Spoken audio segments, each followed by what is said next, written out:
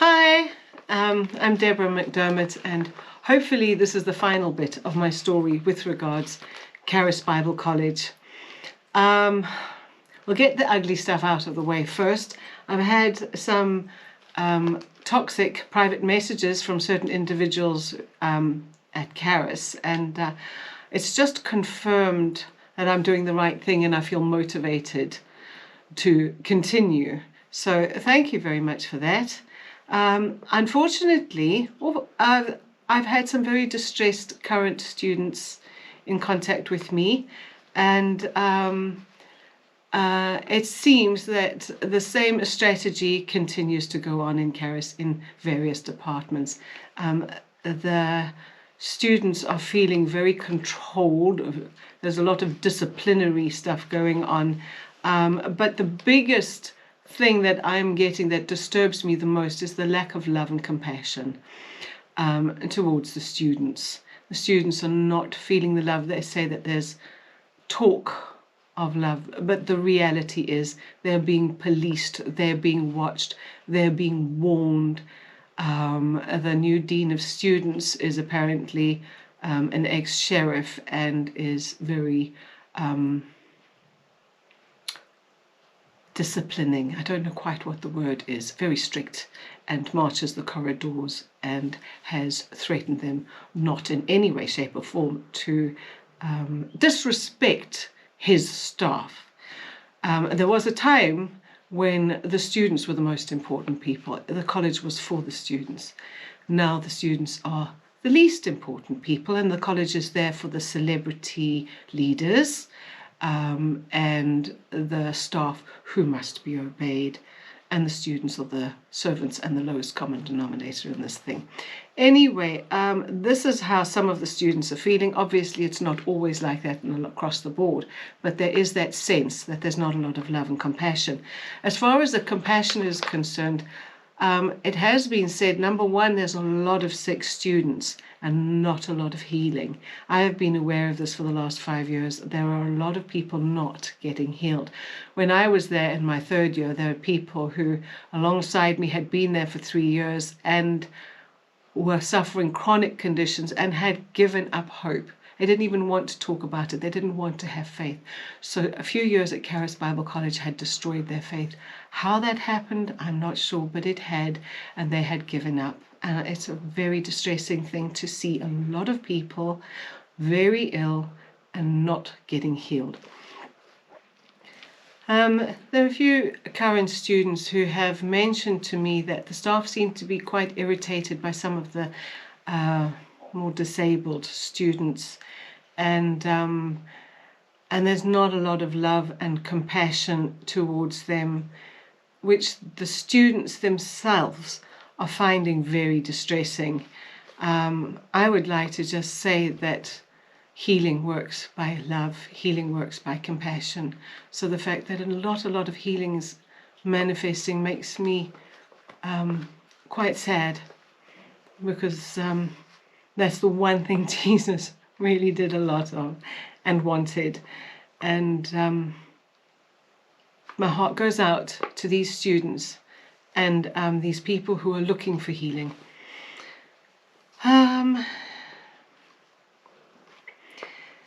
Some of the students have said it's like being in a penal institution for offenders.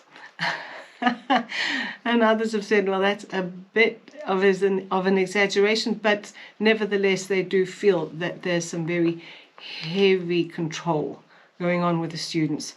Then some people have contacted me. It's been in the comments, does Andrew know? Is Andrew aware? Surely Andrew hasn't been made aware of your story, Deborah. Well, the answer to that is yes, Andrew knows in more detail than I have given here, and he has been aware since the summer of 2021, and I'll go more into that in a minute. Going back to where I ended off last time, I just need to state I exhausted all avenues where I could explain to people what had been going on and try to see if there was anyone interested in helping the students and dealing with the situations that were a problem.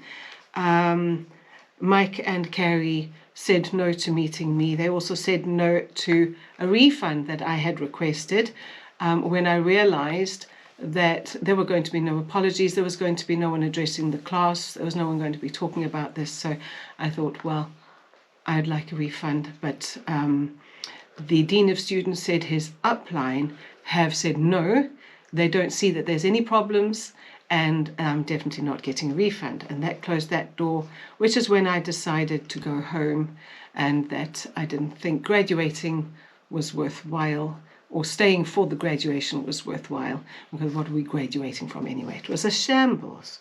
I came home and managed to spend a few weeks, couple of months getting my head together. The thing that surprised me is I felt that I was detached. I felt that I was watching this. I felt that I was strong. I felt that the Lord was helping me, but I had no idea until I came home how confused, how unclear and distorted my thinking had become during my short time in that environment. And that was a big surprise and a wake-up call to me. So how did I tell Andrew? I was back in England. I had managed to get a little bit of clarity, and I decided to send him a video explaining everything. I, like others, was completely convinced that he had no idea what was going on. And so I sent him a video. It was over an hour long with as much detail as I felt was necessary. And at the end of the video, I felt that it would be good to say what I think would be a good solution to dealing with this going forward. And I'll play the last few minutes of the video so you can hear what I said. And then I'll get back to speaking to you. Thank you. I made some notes the other day. I'm just going to read them out. The school needs to create systems of accountability, enact policies and processes that put a protective fence around human weaknesses, abuse of authority, money, self-promotion, sex, etc. The ministry should be determined that integrity be the hallmark of the school and ministry.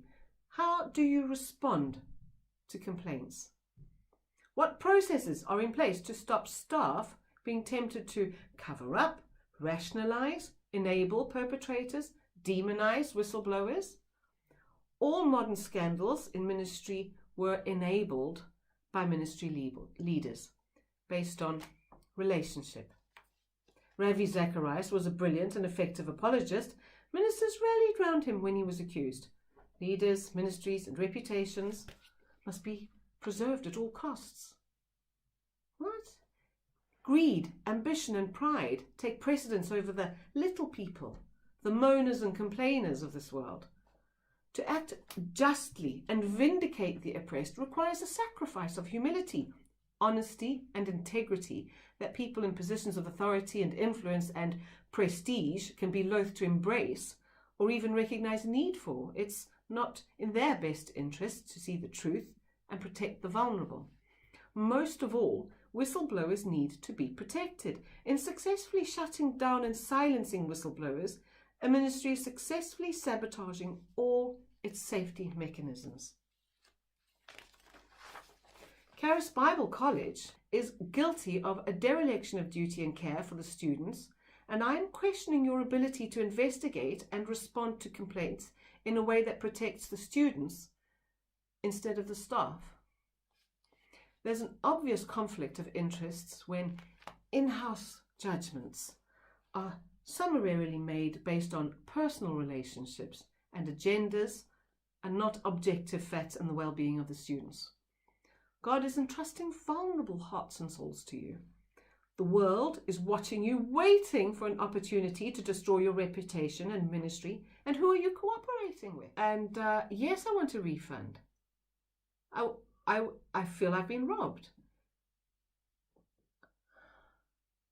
And I just want to reiterate, I love the ministry. I love the school. I'm concerned. Most of all, I love the students. And I bonded with and got very close to and got to know a lot of these students. And I can tell you right now that you have inadvertently seriously wounded your students by allowing this to happen unchecked. I'm asking you to take this into consideration going forward. Andrew's response was that they have had a meeting, they have made some changes, and they are now doing a film and production school instead, and he thinks it should be great, and we'll see. And from then on, I haven't heard from Andrew, I haven't heard from anyone from Caris, I haven't heard from any of my friends. I have been cancelled from having a stand and selling my book at the conferences and so on. I am persona non grata with the ministry, obviously. Which brings us to the present, and judging by what I've heard, no system that we can find has been put in place for complaining, and no protection for whistleblowers has been put in place. I've spoken to students, spoken to my son James, we've looked through the student handbook, and in no place whatsoever does it tell you how, if you're having any problems, how to complain, how to speak to somebody, and what protection there is.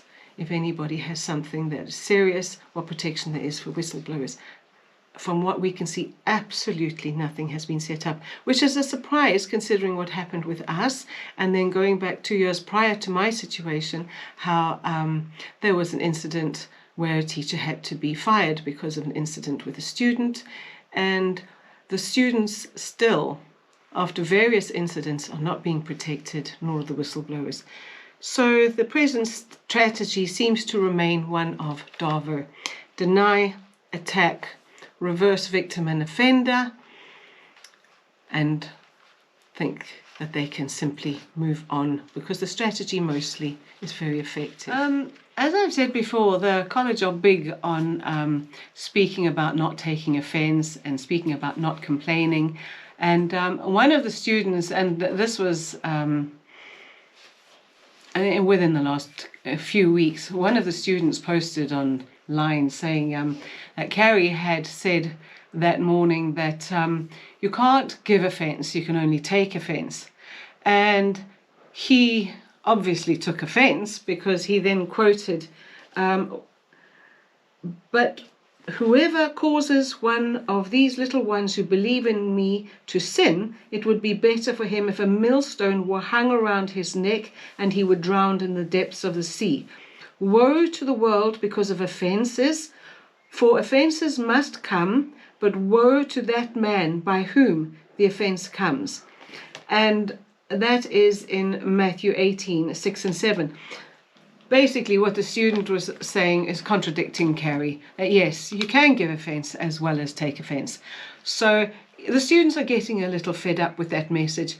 My problem with it, apart from the fact that it's out of context, is that this is part of the way that they hijack the English language and change the meaning of words. And it's just a control tactic. But it's toxic as all heck, if you ask me.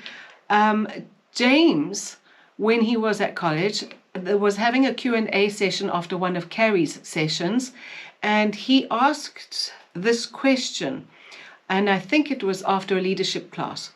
When you're in a leadership position, how do you distinguish between people just moaning and complaining versus them raising a genuine, legitimate concern or issue, such as double standards or abuse of power in other positions of leadership?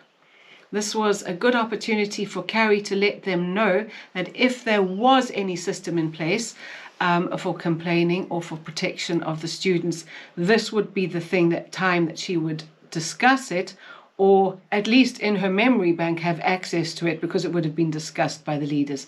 Unfortunately, this was the response. I'm not going to discuss it. Feel free to read it. I'm going to have it available in underneath this video. I think that's very easy. It can be both. I said I wouldn't discuss it, but so far so confusing. That sometimes you can see a legitimate issue, you can see a legitimate concern and know it's a legitimate concern, or perceive in yourself, because here's the thing, there's perspective, there's always perspective, there's two sides to everything. And so how we raise it up becomes really, really important. The onus is on the victim to raise it correctly. How we raise it up and who we raise it up to. Wouldn't that be nice to know? Sorry. That's also another dynamic, because if you just raise it up to a friend level, right? You just do it on a friend level, on a side level, right? They can't do anything about it. I would say you only bring up concerns to those who have the ability to change it. Because if it's just like, did you know, isn't that horrible? Then, did you know, isn't that horrible? You guys can't change anything about it. You could even go to the person above you, a hall monitor advisor, but they can't go and change Andrew, just for example. So there's who you bring it up to. That's really key. Bearing in mind that because we're not told who to bring it up to, every time we try and bring it up to someone, we're criticized for bringing it up to the wrong person, in my experience. So, the reason is because real leadership has to investigate. Okay, what's this side of the story? Okay, let's bring this person in. Okay, what's this side of the story? Let's bring this person in. Okay, so what's the other side of the story? What were the true things that they failed in? Okay, so you brought up a red flag that there was a failure in. Okay, so do we see that, okay, that was not good. We're going to do things different next time. So you see where there's remedies and where there's solutions, but then you also know that there are some red flags that you and I can legitimately bring up. We don't have the full perspective on. So what we have to do, again, what's the question? What's the difference between moaning and complaining and a legitimate concern? That wasn't quite the question, but this is where we are. If I'm honest with myself, usually I can see a red flag, but because I feel it so much, it will present itself as moaning and complaining. Because I feel so deeply about it, I got so about it, that if I don't process it and give it to the Lord, it comes out sounding like moaning and complaining, and people might dismiss it because it sounded one way, even though it was legitimate, because I felt so passionate about it, and maybe because you communicated it wrongly. Oh, sorry, does that make sense? But does that mean that just because you feel that passionate about it, and maybe because you communicated it wrongly, was it still a legitimate concern? It was still a legitimate concern. So far, so confusing. But it does seem that feeling it deeply is not a good idea, apparently. So what we have to do is when we bring up problems to the people, we have to bathe it in the Lord, which is very clear. Because if I bring a legitimate problem up and I'm personally offended, guess what? The people listening to it, they may hear the genuine concern, but guess what? They also hear the offense. And your offense can negate the realness of the flag. So it's up to the victim to really be careful how they communicate this, because otherwise you'll just negate it. Because they're just going to assume you are an offended man or woman. Does that make sense? And so that's why when we do see things, and I have to do this, I have to go and pray and get my heart right.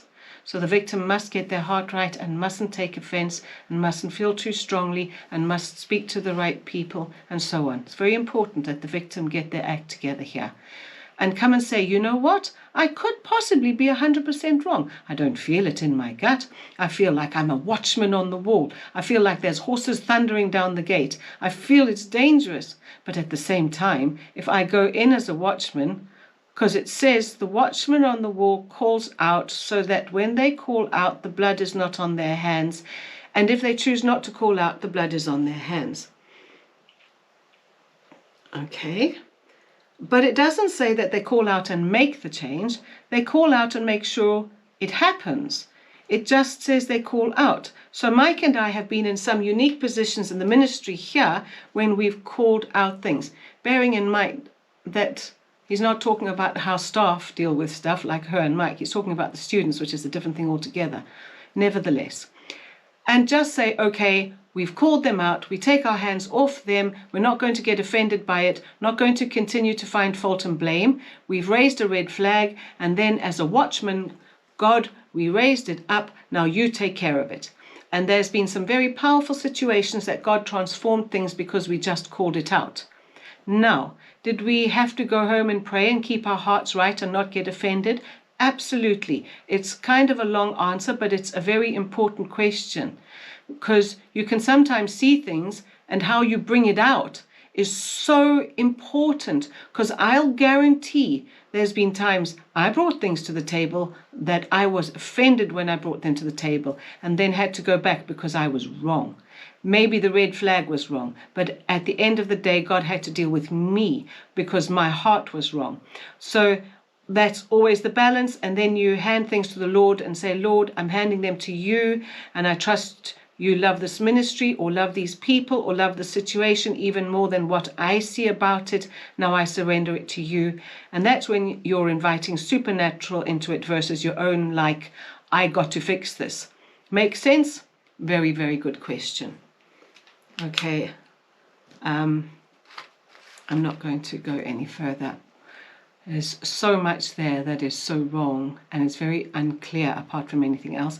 There's bits of it that are quite right, but the most important thing is that the onus is on the victim to prove that they're not offended, to prove that they've bathed it in the Lord, to prove that they've taken it to the right people, whoever those people might be, if it's not a clear avenue, to actually have access to those people if those people refuse to see them.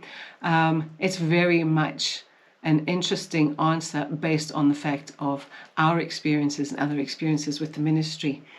So I think you would have noticed there that the business about being offended is very much a big issue with the Caris people. So the giving of offense is never apparently a problem. I have to admit, I can't help thinking what would happen if Caris met Jesus as he was wielding his whip and making his way towards the temple, and suggested that perhaps a better way of dealing with this was not to get offended and not to complain, but to leave it to the Lord. Because honestly, there are very many instances in the Bible where God expected the prophets to speak up, where things happened, but the word offended has been hijacked and rearranged to mean something that it was never meant to mean. And I think Jesus himself would have been accused of having a wrong heart, a wrong attitude, and having taken offense. The hierarchical structure of Caris. It has a very hierarchical structure. Wendell Parr likes to say there are no super dupers. And that may be the case in the kingdom of God. That may be the case in certain Christian communities. I will tell you now, sir, that in Caris Bible College, there is a very strict, strong hierarchical system. The leaders are celebrities. They are fawned over, they are feted, every need is catered for, and everybody is deeply respectful, and the flattery flies. So there is a high turnover of staff. There's another thing that the students said, they never know who they're dealing with because they're dealing with one person, and no sooner if they get to know them that they've gone and someone else comes. That's just an interesting observation. A few ex-staff members have said it was one of the worst times of their lives. They didn't say why. I suspect it was because they had certain expectations and were disappointed. The staff have to be given strict obedience. They have to be obeyed and respected. And of course, now we have a sheriff moving up and down the corridors to make sure that's enforced. The students are definitely the lowest level of the social system.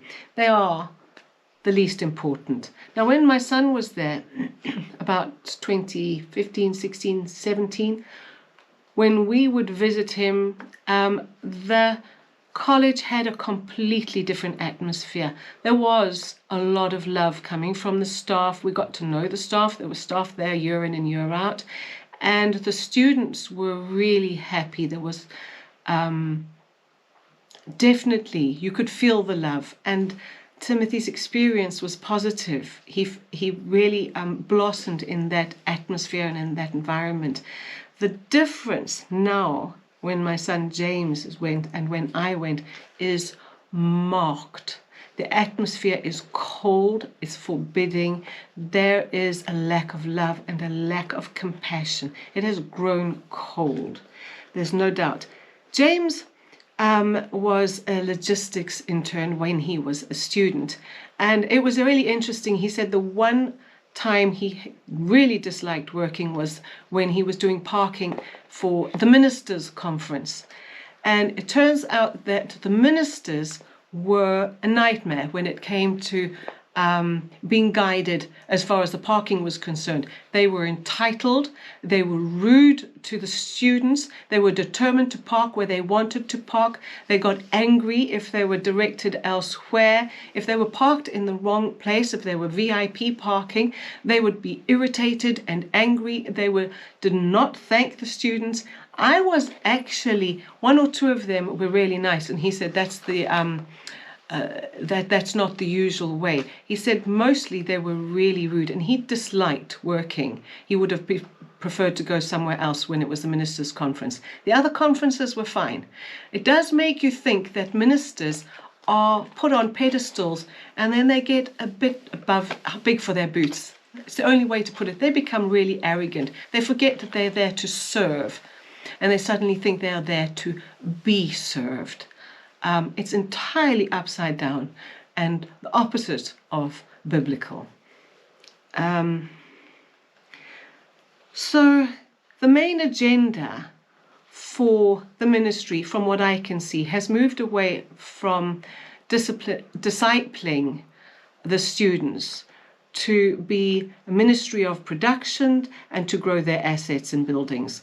As far as the productions is concerned, I've been told by the people, well, I was told when I was a student that one of the reasons this was such an important thing, these productions, is that they, obviously the leaders, want this ministry to be to productions what Reading Church is to worship music.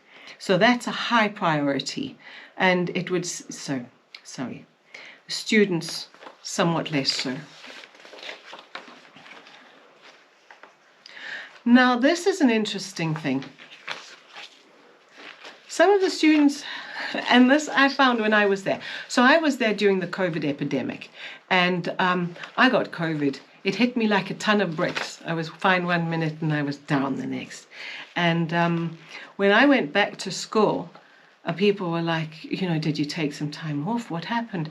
I said, no, I was knocked out by COVID. I went down with it quite badly.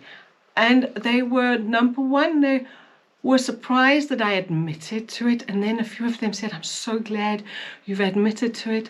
I thought I was going to be judged because of my lack of faith, because I've also had it. I mean, they were almost ashamed. Well, they were ashamed. And I was so surprised at how many people are pretending to be okay because they feel that they're being judged for not being okay. So there are people there with financial issues who don't want to admit it because if they had enough faith, they would be prosperous. There are people there with health issues, chronic health issues, who hide it or just continually say, I'm fine, I'm blessed, I'm healed. because they don't want to admit that they haven't had enough faith to receive their healing, or they're terrified of somehow sabotaging their healing by admitting that they would appreciate some love, some compassion, some prayer, and maybe someone else to pray with them. So they really are feeling guilty and condemned for not being okay at a Bible college where you would think would be the place where not okay people would come. And it is the place. And when they get there, they feel guilty and condemned for not being okay. It is ludicrous. How is this happening? Is anybody going to address this and try and get to the bottom of it? I was astonished. And I was also judged. You know, great woman of faith, you got COVID. Andrew said you never have to get COVID. I didn't think you would get COVID. So they would come into class and battle through until they wilted like little flowers because no one wanted to admit that they were fighting. That's the worst they would admit to. Anyway, that's just appalling. The vulnerable are not being protected. It seems to me the shepherds are the wolves and the sheep are being fleeced.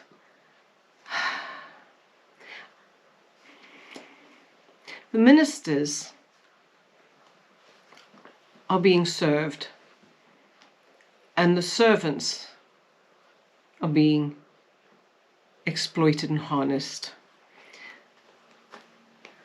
The widows and the orphans are funding the leaders of the synagogue, and the leaders of the synagogue are exploiting the widows and the orphans. I don't know how else to say it except to get biblical. Everything's upside down in this ministry, in the way it's actually functioning at Caris Bible College, from what I can see and from what I can hear.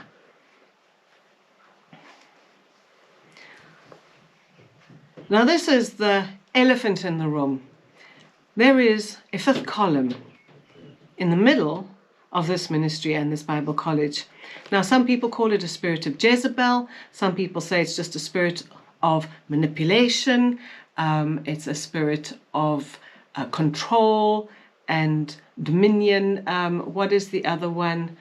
It's a monitoring spirit. And then there's all other biblical names that you could call depending on what you are actually seeing and how it's functioning. At the end of the day, there is a fifth column. I believe Satan has a spiritual foothold right in the middle of this column, and I believe that the Trojan horse that took it there was the fact that there are certain individuals who are very successful and very efficient in furthering what is now the college's actual main agenda. And because they're so successful, the end justifies the means, and if a few people get hurt along the way, well, they should really not get offended. Students have gone from being the most important to being controlled and barely tolerated source of use and exploitation.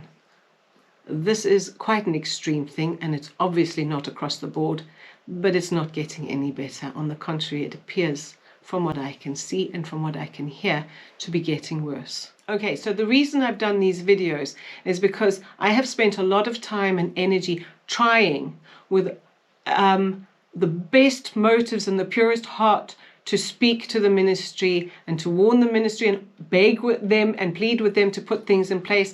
I have tried to show them that the students are not being loved and protected, etc. They're not listening to me. Who am I anyway? Now I'm turning around and I am speaking. The college is not changing, the ministry is not changing, so the people have to be warned that this is the situation and it is not changing. So I am now not talking in that direction. I am facing people, I am facing God's people, I am facing those who are looking for healing, those who are looking for love and compassion, those who are looking for the body of Christ and discipling, and I am saying, I do not believe this is the place where you are going to find it. And I am warning people that it is not a safe place. Thank you so much for listening to me.